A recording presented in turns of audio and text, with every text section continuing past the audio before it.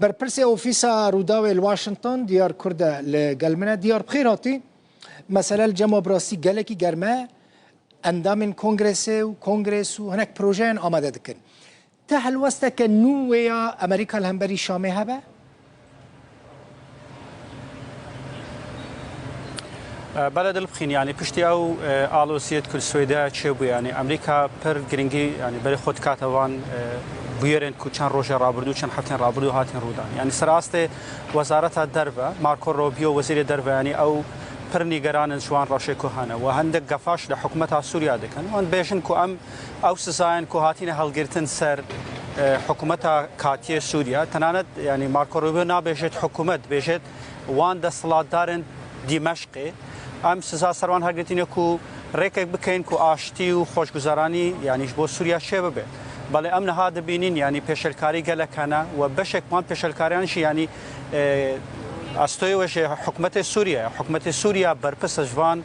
پیشلکاریان لسويدا و دردور سويدا هنه شبر هندي جوان دخوازن کو حكومة سوريا کار باش بکات و برپسیارت خود جب کات و او شروف افشون او پیشلکاری کو هنه اوان چنبن جعالی کنگرس امریکا يعني تانا هاجي تشتك زلال به او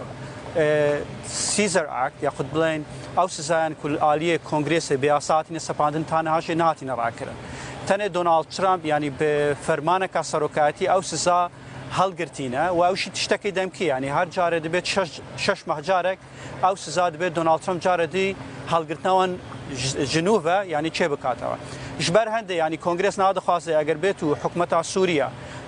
او تشتكو امريكا لوان شاوره دكت وان تشتانكا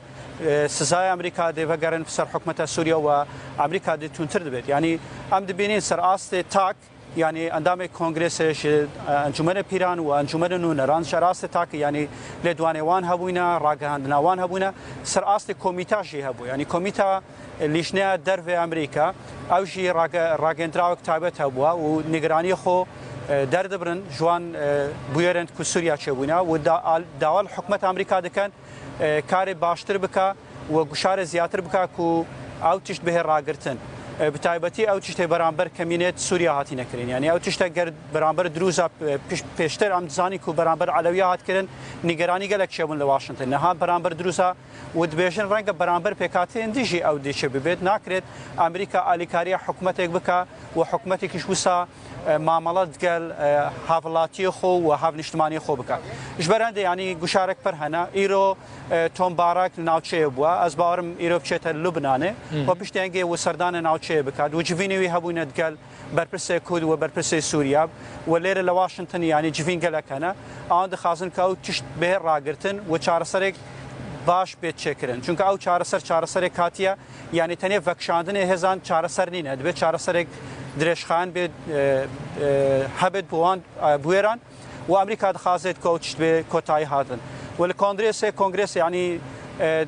پر نگرانن و پر دیجه حکومت سوریانه یعنی تانها من کسک نبینی الکنگرس امریکا پشتوانیا حکومت سوریا بک هر کس کیش پشتوانیا سیاست اداره دونالد ترامپ کریا قلتي او دليفي دين حكومه سوريا يعني او تشتكنيه كون بشتفانيا حكومه سوريا بكين ام دليفيك دين يسر حكومه سوريا او بشتيش